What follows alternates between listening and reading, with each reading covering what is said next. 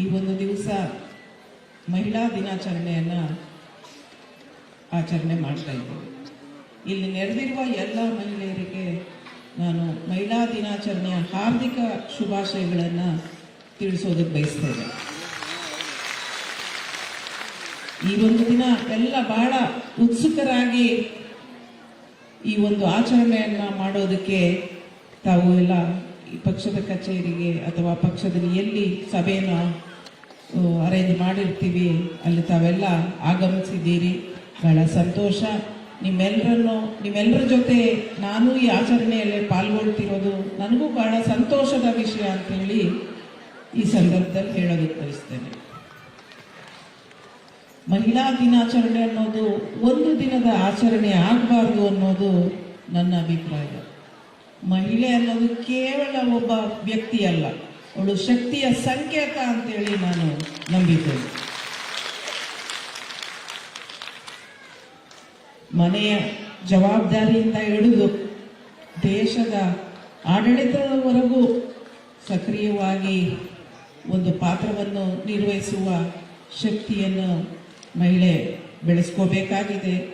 ಹಲವಾರು ಮಹಿಳೆಯರು ಹಲವಾರು ಕ್ಷೇತ್ರಗಳಲ್ಲಿ, ಶಿಕ್ಷಣ ಕ್ಷೇತ್ರದಲ್ಲಿರ್ಬೋದು, ಕ್ರೀಡಾ ಕ್ಷೇತ್ರದಲ್ಲಿರ್ಬೋದು, ವಿಜ್ಞಾನದಲ್ಲಿರ್ಬೋದು, ರಾಜಕೀಯವಾಗಿರ್ಬೋದು, ಎಲ್ಲ ಕ್ಷೇತ್ರಗಳಲ್ಲೂ ಮಹಿಳೆ ಇವತ್ತು ಚಾಪುಗಾಲಗಳು ಹಾಕ್ತಿದ್ದಾಳೆ, ಚಾಪನ್ನು ಮೂಡಿಸ್ತಿದ್ದಾಳೆ. ಅಂದರೆ ತಪ್ಪಾಗಲಾರದು. ಕ್ರೀಡೆಯಲ್ಲಿ ನಾನು ಇತ್ತೀಚೆಗೆ ಗಮನಿಸಿದಂತೆ ಮಹಿಳಾ ಕ್ರಿಕೆಟ್ ಟೀಮ್ ಬಹಳ ಸಕ್ರಿಯವಾಗಿ ಪುರುಷರಿಗೆ ಸಮಾನವಾಗಿ ಅವರು ಒಂದು ಸಾಮರ್ಥ್ಯವನ್ನು ಪ್ರದರ್ಶನ ಮಾಡ್ತಾ ಇದ್ದಾರೆ. ಅದನ್ನು ನೋಡಿದಾಗ ಬಹಳ ಸಂತೋಷ ಆಗುತ್ತೆ. ಕುಮಾರಸ್ವಾಮಿ ಅವರು ನಾನು ಟಿವಿಯಲ್ಲಿ ಬರುವಂತ ಇದನ್ನು ಮ್ಯಾಚ್ ಅನ್ನು ತಪ್ಪದೆ ನೋಡ್ತವೆ ಮಹಿಳೆಯರು ಒಂದು ಮ್ಯಾಚ್ ನಡಿಬೇಕಾದ್ರೆ.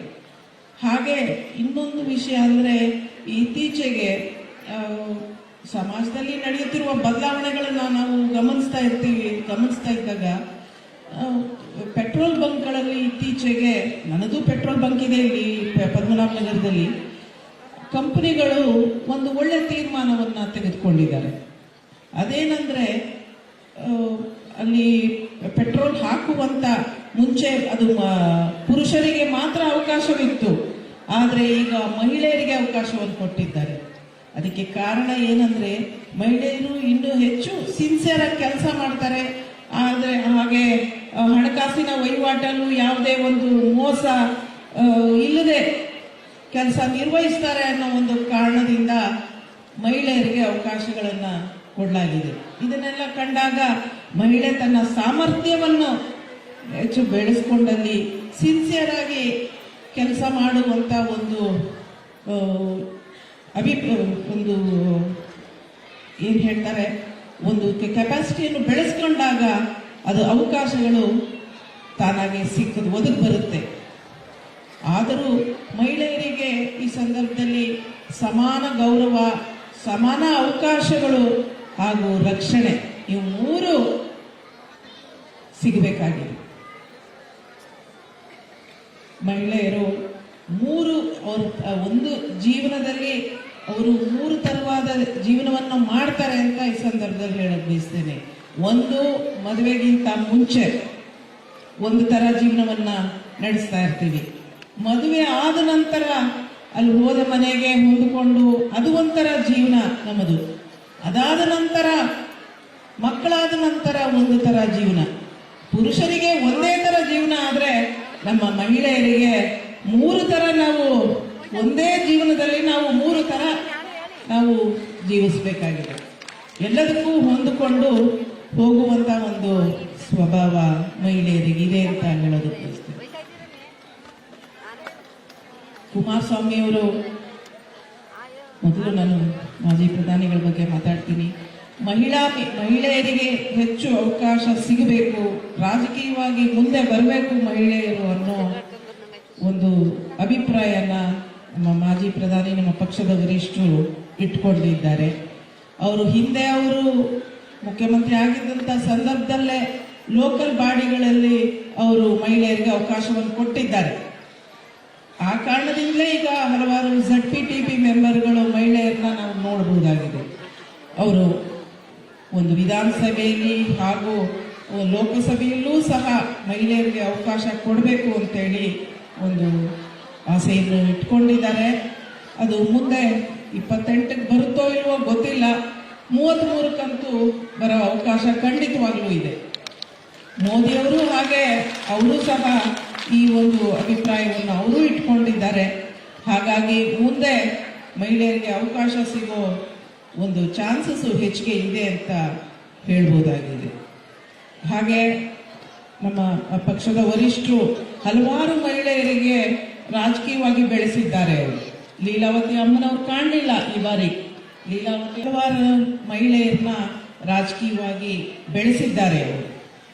ಹಾಗಾಗಿ ಅವ್ರಿಗೆ ಆ ಒಂದು ಆಸೆ ಇದೆ, ನಾನು ಮಹಿಳೆಯರನ್ನ ಮುಂದೆ ತರಬೇಕು, ರಾಜಕೀಯವಾಗಿ ಮುಂದೆ ಬರಬೇಕು ಮಹಿಳೆಯರು, ಹೆಣ್ಮಕ್ಳು ಅಂತೇಳಿ ಆಸೆಯನ್ನು ಇಟ್ಕೊಂಡಿದ್ದಾರೆ. ಅದು ಖಂಡಿತವಾಗ್ಲೂ ಮುಂದಕ್ಕೆ ಈಡೇರುತ್ತೆ ಅನ್ನೋ ಒಂದು ನಂಬಿಕೆಯನ್ನ ಇಟ್ಕೊಂಡಿದ್ದೇನೆ. ಸನ್ಮಾನ್ಯ ಕುಮಾರಸ್ವಾಮಿ ಅವರು ಮುಖ್ಯಮಂತ್ರಿ ಆಗಿದ್ದಂತಹ ಸಂದರ್ಭದಲ್ಲಿ ಅವರು ಹಲವಾರು ಮಹಿಳೆಯರಿಗೆ ಅನುಕೂಲವಾಗುವಂತ ಹಲವಾರು ಕಾರ್ಯಕ್ರಮಗಳನ್ನ ನೀಡಿದ್ದಾರೆ. ಮೊದಲೇ ಬಾರಿಗೆ ಅವರು ಮುಖ್ಯಮಂತ್ರಿ ಆದಾಗ ಅವರು ಮಹಿಳೆಯರಿಗೆ ಭಾಗ್ಯಲಕ್ಷ್ಮಿ ಬಾಂಡ್ ಯೋಜನೆ, ಆ ಪೆನ್ಷನ್ಗಳನ್ನು ಹೆಚ್ಚಿಗೆ ಮಾಡಿರುವಂಥದ್ದು, ಹಾಗೆ ಒಂದು ಲಾಟ್ರಿ ನಿಷೇಧ ಇರ್ಬೋದು, ಹಾಗೆ ಸಾರಾಯಿ ನಿಷೇಧ ಇರ್ಬೋದು, ಇದೆಲ್ಲ ಮಹಿಳೆಯರಿಗೆ ಅನುಕೂಲ ಆಗುವಂಥ ಕಾರ್ಯಕ್ರಮಗಳು. ಇನ್ನೂ ಹಲವಾರು ಕಾರ್ಯಕ್ರಮಗಳನ್ನು ನೀಡಿದ್ದಾರೆ ಅವರು. ಮುಂದೆ ಅವರು ಪಂಚರತ್ನ ಯೋಜನೆ ಅನುಷ್ಠಾನಗೊಳಿಸಬೇಕು ಅಂತ ಏನು ಅಭಿಪ್ರಾಯ ಇಟ್ಕೊಂಡಿದ್ರು, ಆದರೆ ನಮ್ಮ ಜನತೆ ಅದನ್ನ ಅರ್ಥ ಮಾಡಿಕೊಳ್ಳಿಲ್ಲ. ಅದನ್ನ ಜನತೆಗೆ ಈಗ ಅರ್ಥ ಮಾಡಿಸ್ಬೇಕಾಗಿದೆ. ಬರೀ ಗ್ಯಾರಂಟಿ ಯೋಜನೆಗಳಿಂದ ಇದು ನಾನು ಮಾತಾಡ್ಬೋದು ಇಲ್ವೋ ಗೊತ್ತಿಲ್ಲ, ಆದ್ರೂ 2,000 ರೂಪಾಯಿಯಲ್ಲಿ ಏನು ಜೀವನ ಕಳೆದು ಹೋಗೋದಿಲ್ಲ. ಮಕ್ಕಳಿಗೆ ಒಳ್ಳೆ ಎಜುಕೇಶನ್ ಸಿಗ್ಬೇಕಾಗಿದೆ.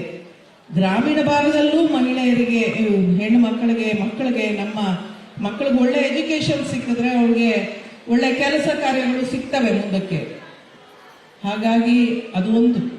ಜೊತೆಗೆ ಹಾಸ್ಪಿಟ್ಲ್ಗಳು ಅಷ್ಟೇ, ಒಳ್ಳೆ ಟ್ರೀಟ್ಮೆಂಟ್ ಸಿಗುವಂತ ಹಾಸ್ಪಿಟ್ಲ್ಗಳಲ್ಲೂ ಒಂದು ಜಿಲ್ಲಾ ಮಟ್ಟದಲ್ಲಿ, ತಾಲೂಕು ಮಟ್ಟದಲ್ಲಿ ಆದರೆ ಜನರಿಗೆ ಅನುಕೂಲ ಆಗುತ್ತೆ ಅನ್ನೋ ಒಂದು ಅಭಿಪ್ರಾಯ ಇಟ್ಕೊಂಡು ಪಂಚರತ್ನ ಯೋಜನೆ ಅಂತ ಏನು ರೂಪಿಸಿದ್ರು ನಮ್ಮ ಜನತೆ ಆ ತಾತ್ಕಾಲಿಕವಾಗಿ ಏನು ಉಪಯೋಗ ಸಿಗುತ್ತೆ 2,000 ರೂಪಾಯಿ ಅದ್ರ ಬಗ್ಗೆ ಹೆಚ್ಚು ಗಮನ ಕೊಟ್ಟರು.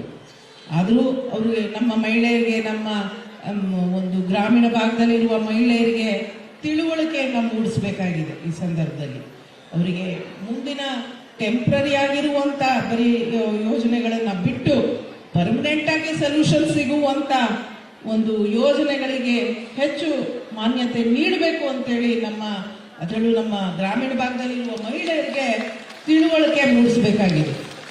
ಅದು ನಾನು ಇಲ್ಲಿ ನೆರೆದಿರುವ ಎಲ್ಲ ನಮ್ಮ ಪಕ್ಷದ ಮಹಿಳಾ ನಾಯಕಿಯರಿಗೆ ನಾನು ಕೈ ಮುಗಿದು ಮನವಿ ಮಾಡ್ತೇನೆ. ದಯವಿಟ್ಟು ಎಲ್ಲ ನಮ್ಮ ಮಹಿಳೆಯರಿಗೆ, ಗ್ರಾಮೀಣ ಭಾಗದಲ್ಲಿರುವ ನಮ್ಮ ಮಹಿಳೆಯರಿಗೆ ಈ ಒಂದು ತಿಳುವಳಿಕೆಯನ್ನು ಮೂಡಿಸುವ ಕಾರ್ಯ ನಿಮ್ಮಿಂದ ಆಗಬೇಕಾಗಿದೆ. ನಾನು 2 ವಿಷಯಗಳನ್ನ ಈಗ ಪ್ರಸ್ತಾಪ ಮಾಡೋದಕ್ಕೆ ಇಷ್ಟಪಡ್ತೇನೆ. ಒಂದು, ಕುಮಾರಸ್ವಾಮಿ ಅವರು ಹೊಸದಾಗಿ ಏನು ಫ್ಯಾಕ್ಟರಿಯನ್ನ ಪ್ರಾರಂಭಿಸೋದಕ್ಕೆ ಅವರು ಪ್ರಯತ್ನವನ್ನು ಮಾಡ್ತಾ ಇದ್ದಾರೆ. ದಯವಿಟ್ಟು ಅದರಲ್ಲಿ ಮಹಿಳೆಯರಿಗೆ ಹೆಚ್ಚು ಅವಕಾಶವನ್ನು ಕೊಡಿ ಆ ಫ್ಯಾಕ್ಟರಿಯಲ್ಲಿ ಅಂತ ನಾನು ನಿಮ್ಮ ಎಲ್ಲರ ಪರವಾಗಿ ನಾನು ಅವರಲ್ಲಿ ಮನವಿ ಮಾಡ್ತೇನೆ. ಹಾಗೆ ಇನ್ನೊಂದು ವಿಷಯ ಏನಂದ್ರೆ, ನಮ್ಮ ಪಕ್ಷದ ವರಿಷ್ಠರಲ್ಲಿ ನಾನು ಮನವಿ ಮಾಡೋದಕ್ಕೆ ಇಷ್ಟಪಡ್ತೇನೆ. ಚುನಾವಣೆ ಸಂದರ್ಭದಲ್ಲಿ ನಮ್ಮ ಮಹಿಳೆಯರಿಗೂ ಹೆಚ್ಚಿಗೆ ಒಂದು ಜವಾಬ್ದಾರಿಯನ್ನು ನೀಡಲಿ. ಪಕ್ಷದ ಪರವಾಗಿ ಕ್ಯಾಂಡಿಡೇಟ್ಗಳು ಹೆಚ್ಚಿಗೆ ಇವ್ರ ಬಗ್ಗೆ, ಪುರುಷರ ಮೇಲೆ ಎಷ್ಟು ಜವಾಬ್ದಾರಿ ಕೊಡ್ತಾರೋ ಅಷ್ಟೇ ಜವಾಬ್ದಾರಿಯನ್ನು ಮಹಿಳೆಯರಿಗೂ ನೀಡಲಿ. ಅವ್ರ ಸಾಮರ್ಥ್ಯವನ್ನು ಪರೀಕ್ಷೆ ಮಾಡಲಿ, ಒಂದು ಬಾರಿ ಪರೀಕ್ಷೆ ಮಾಡಲಿ. ದಯವಿಟ್ಟು ನಿಮ್ಮಿಂದ ಒಂದು ಕ್ಯಾಂಡಿಡೇಟ್ಗಳಾದಂಥವರಿಗೆ ಆ ಸಂದರ್ಭದಲ್ಲಿ ನೀವು ಸ್ಟ್ರಿಕ್ಟ್ ಆಗಿ ಒಂದು ಇನ್ಸ್ಟ್ರಕ್ಷನ್ಸ್ ನೀಡಬೇಕಾಗಿದೆ. ಇದು 2 ಮನವಿಯನ್ನು ನಾನು ಮಾಡೋದಕ್ಕೆ ಇಷ್ಟಪಡ್ತೇನೆ. ಮಹಿಳೆಯರು ಅನ್ಕೋಬಹುದು, ಹೌದು ನಮಗೆ ಹೆಚ್ಚಿಗೆ ಅವಕಾಶಗಳು ಸಿಗ್ತಾ ಇಲ್ಲ ಅಂತೇಳಿ ಅನ್ಕೋಬಹುದು. ಬಟ್ ಆದ್ರೂ ನಮ್ಮ ಸಾಮರ್ಥ್ಯವನ್ನು ನಾವು ಹೆಚ್ಚಿಗೆ ಮಾಡ್ಕೋಬೇಕು.